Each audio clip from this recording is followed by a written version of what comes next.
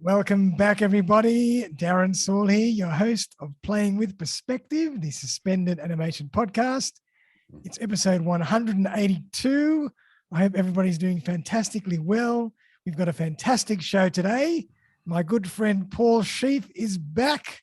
How are you, Paul?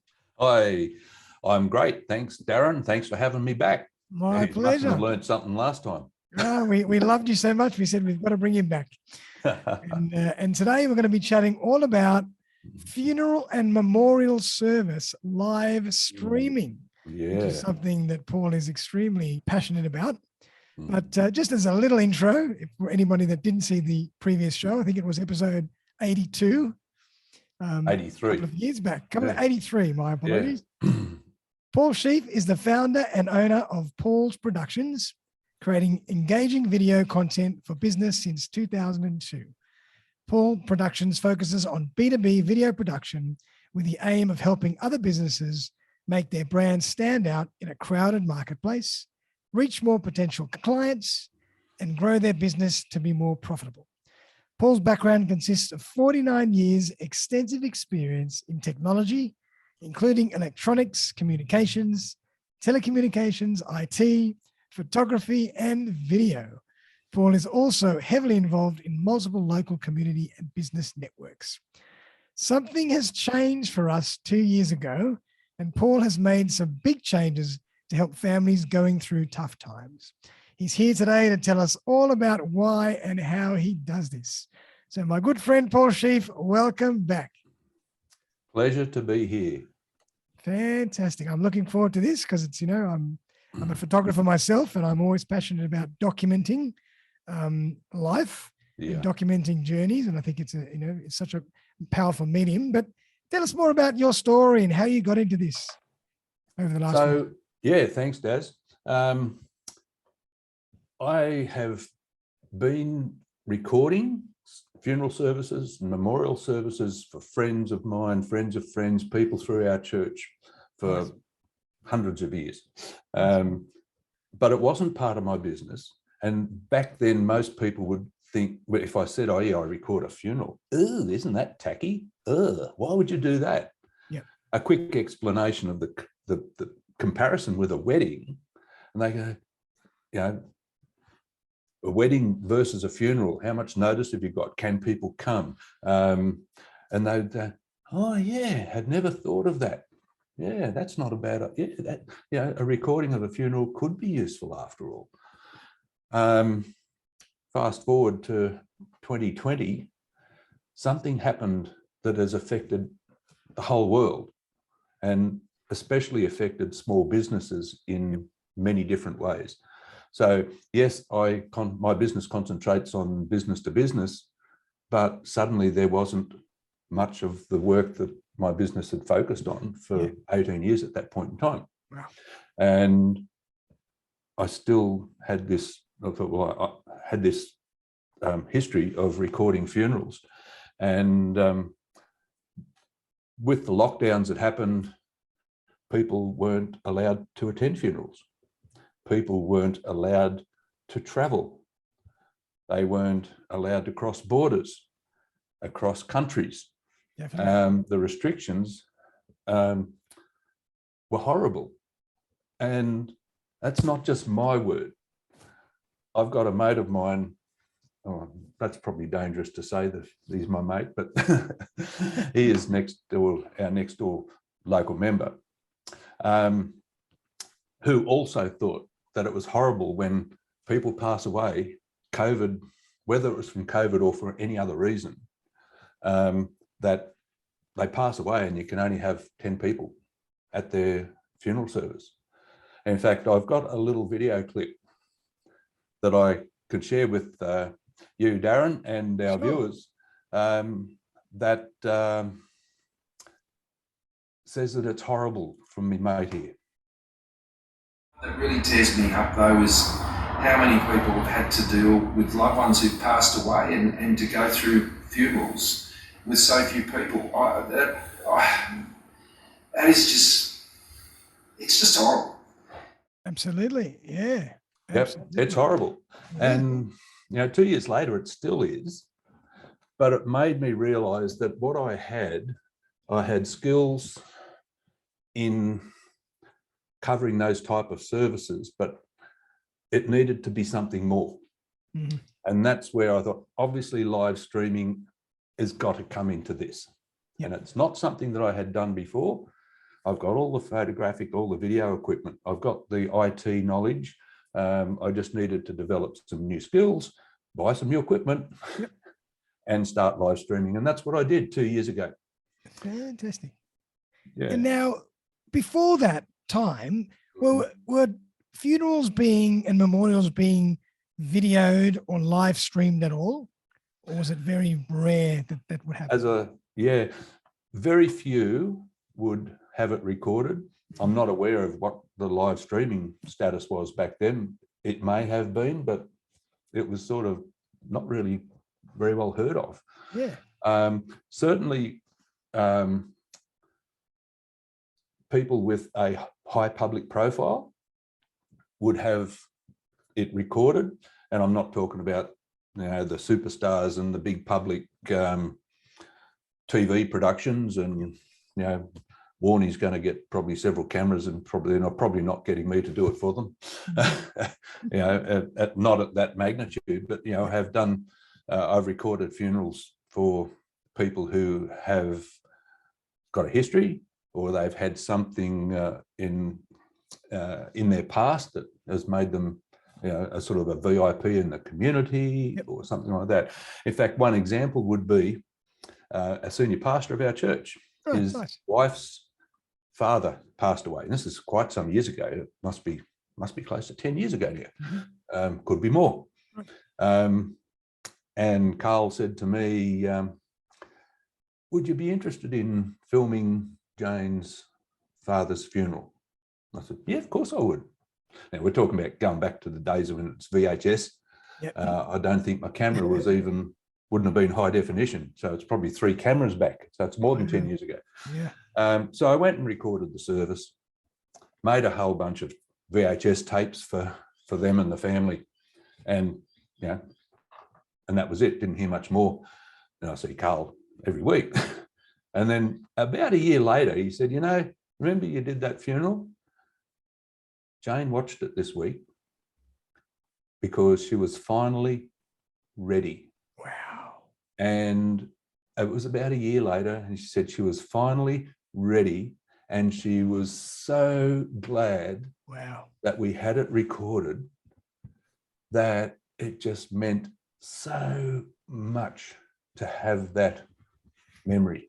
Absolutely. Yeah. Absolutely. I think, you know, it was really a niche or a need that needed exploring. And I'm sure that now, you know, even when bigger groups can attend these kind of services, it'll still be used some kind of a hybrid model for sure. Yeah. There's another example closer to home.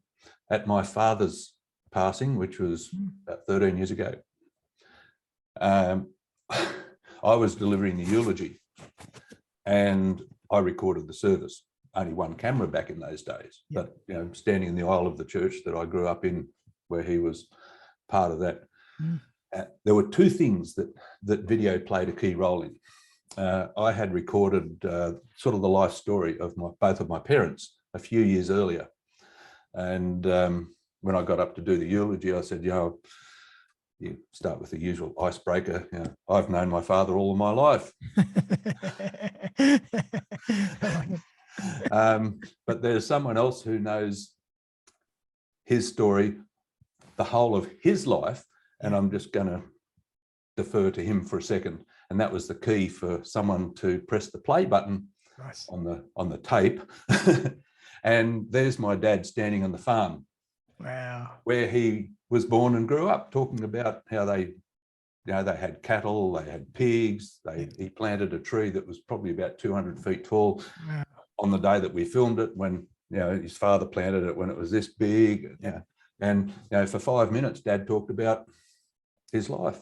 We moved from there to outside the church, which was the family's church, and then we went to the home where they, when he got married, and then where I was born and grew up, and, you know, and it was so insignificant.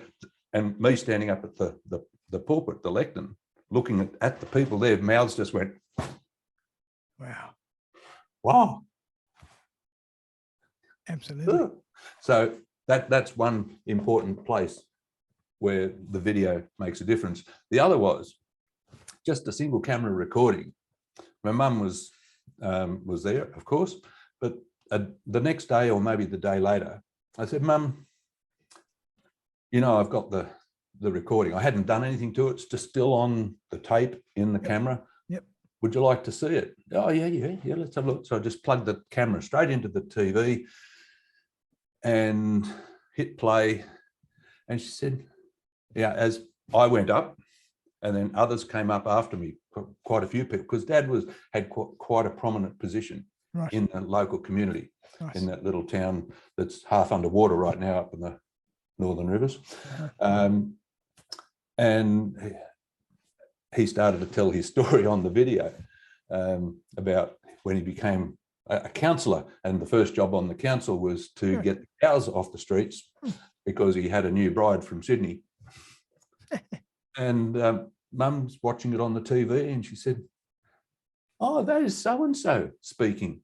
I didn't see them there yesterday." So she had no memory of who was there, let alone what people said. Absolutely, because it's, you know, it's an emotional event, and you don't recall every detail. You know, you're still processing, so you need a bit of time, and then you come back to these documents and you really appreciate them. So, you know, they're grieving, they're mourning, and quite possibly in a state of shock. Yeah, absolutely. And so to Mum, just watching that hour or so straight on the TV, she, you know, it was precious to her. And then, you know, sometime later, I made a copy, and I don't know how often she played it after that, but it had an important mark. Now that's the recording, and that's another example that I use when people go, "Ew, isn't that tacky that you record funerals?" Ugh. Well, you know, they have a really high value later on for those people. Absolutely, I totally agree with you. Absolutely. Yeah. So coming back to 2020, when we had probably 200 or 300 people in the church for Dad's funeral. When Mum passed away only a few years ago, she wanted to have her service in the small church in the smaller town, not in the big one. So it was like sardines. It was before COVID. It was like sardines in there. And I recorded it with 2 cameras. Yep. Now we can have unlimited numbers again, but 2 years ago it was 10. Then it became 20, became 50, became 100. Yeah.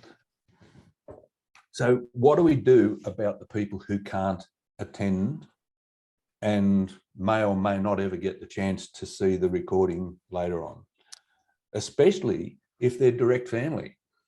Yep. So again, we come back to, let's create live streaming. Right.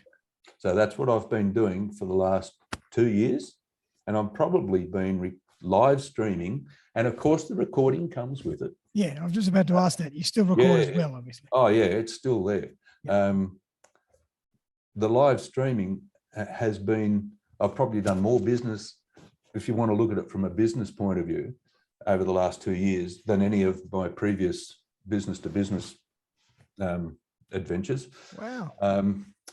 Because that's still coming back. And I love helping these families who cannot be together to say goodbye to their loved one. Amazing. And there's a number of different ways that we've been able to do that. So there's the live stream.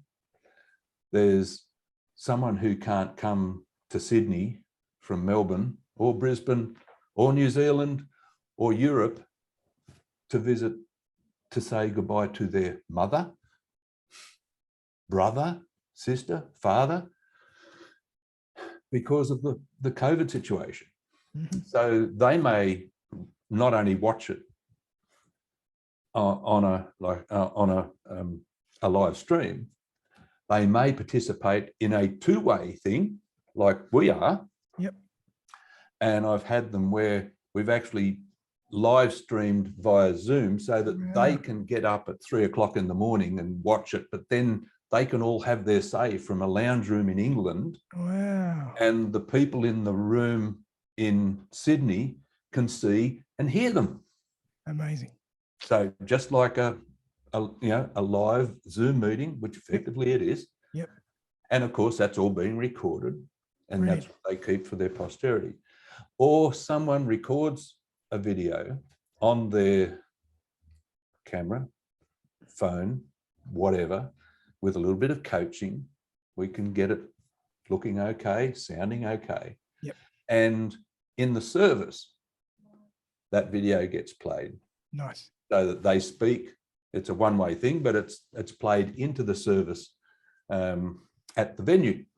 Beautiful. Yeah. So there's still those extra ways, those extra touch points where they can be present without being in the room on the day. Not as good as being there. Of course. Totally get that. Yep. But look at technology. Look how far we've come, and look how much we can do.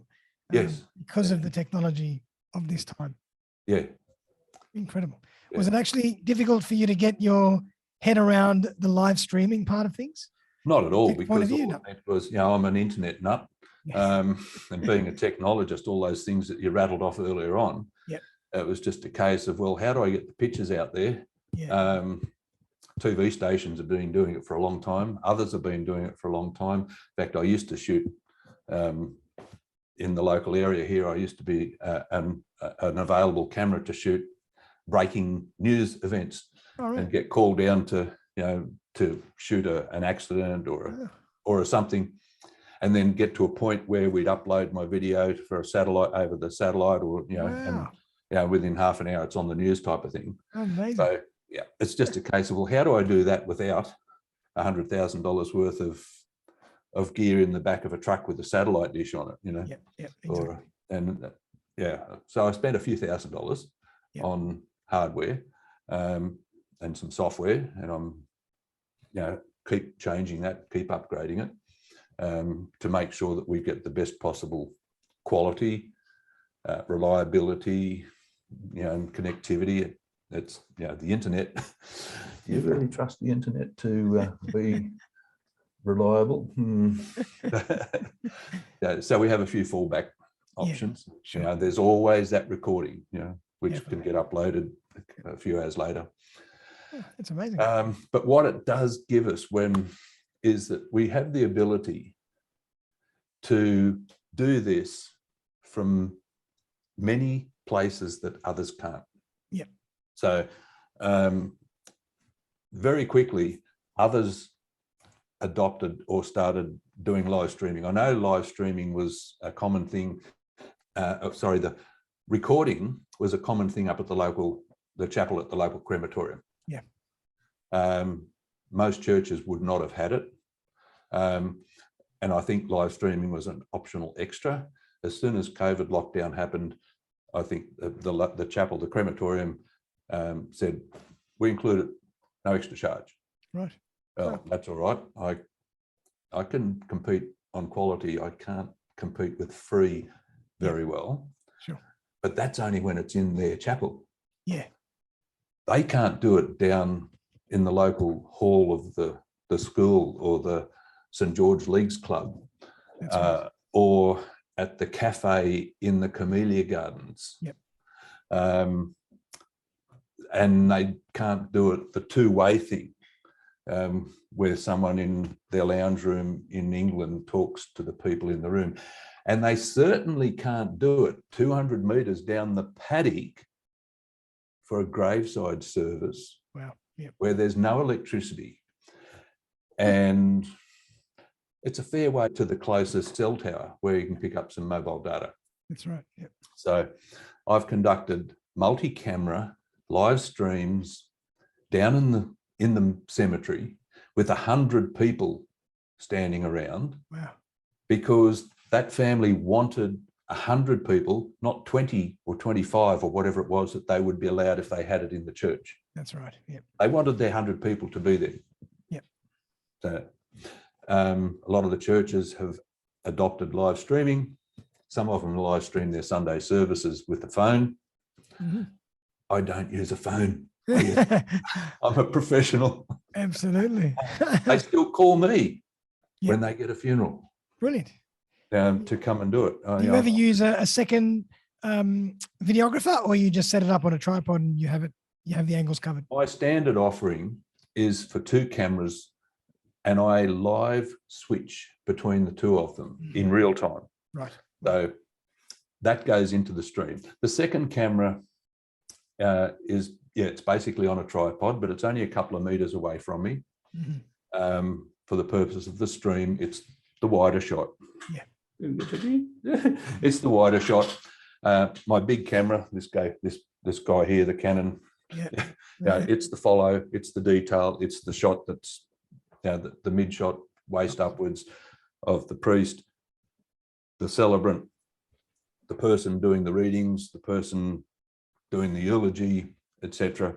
Switch to the other camera, switch back, switch to the other camera, switch back. Nice. Where I have, and I do offer more than 3 cameras, right. It would tend to be that the others are not part of the live stream, but then we go and do the edit process later and cut them in where it's appropriate. And that may be from the front of the room looking back in to see the people, especially the family. And I would film that in 4K, which is 4 times the resolution of full high definition. The streams are going out full high definition, 1080p, for those that speak the lingo. People who don't know that, I'm not swearing.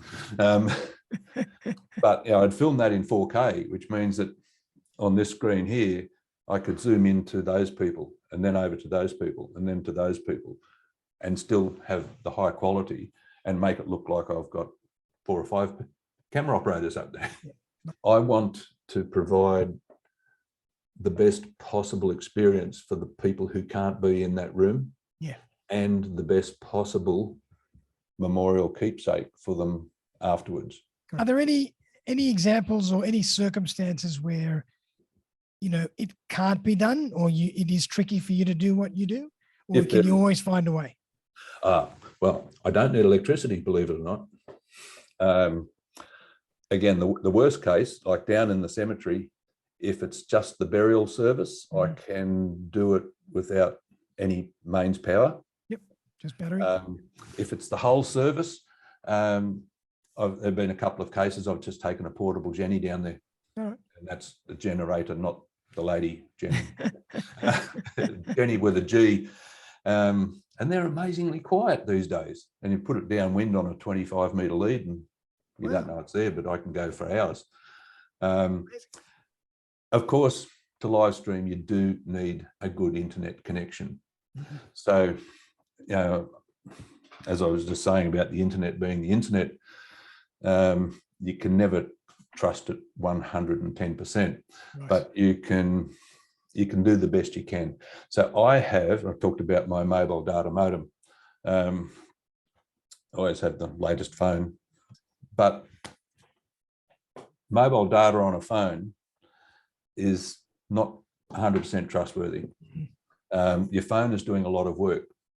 It's doing phone calls, it's processing images, it's doing a lot of stuff, and just maintaining a good internet connection is just one of those. Yes, that's right. A dedicated mobile data modem, it's about the size of my wallet, and it is just a modem, runs on a battery, will last all day.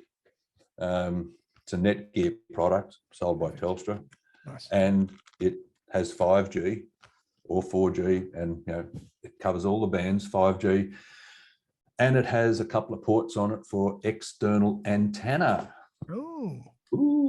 So just by itself, it's at least as good or better than using a phone.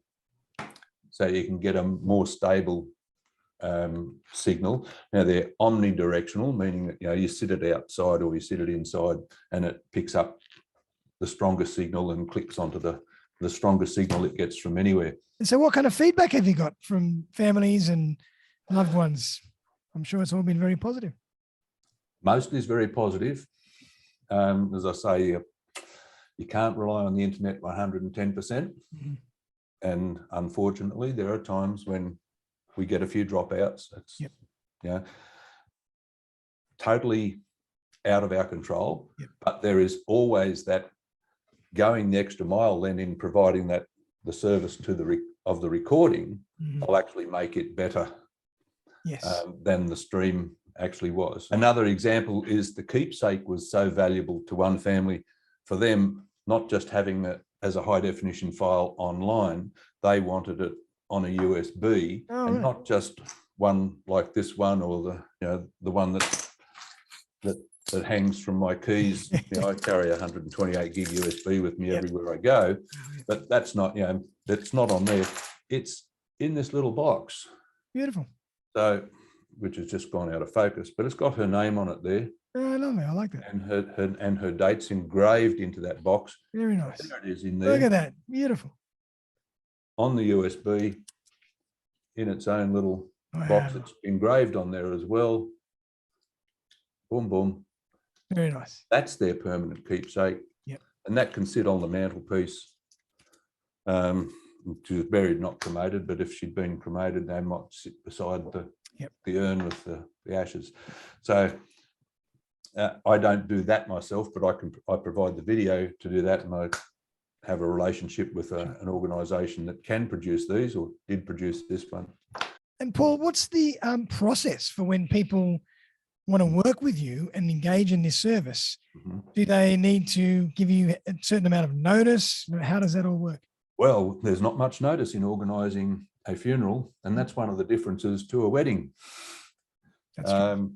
I have had as little as 3 days notice. I have had as long as 2 weeks, but that is extremely unusual. Both of them are. Typically, you get what you get. We need to take all the particulars. There's a heap of admin that I have to do here to set up the shared folders. I help them and advise them on how to make a holding slide, which is the slide that would stay up on the screen in the church. So if people want to get in touch with you to find out, how the process works, what's the best way for them to do that? Email is my friend.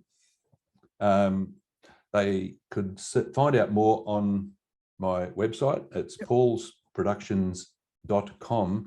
In particular, if you put a /funeral-video, it will take you to the page and on my site that is dedicated to funeral and memorial live streaming and recording. All of my videos go on Vimeo, not YouTube as such, but because Vimeo is the professional platform for high quality video. There's a showcase on there. If you email me, it's the easiest way, and I'll give you a link to it. Oh, fantastic. Where you can find the actual videos that I have recorded for families years ago, which reminds me that on the day of the service, the streaming isn't public. We respect the privacy of the family, and they get a link, which is a private link. I'll send to them.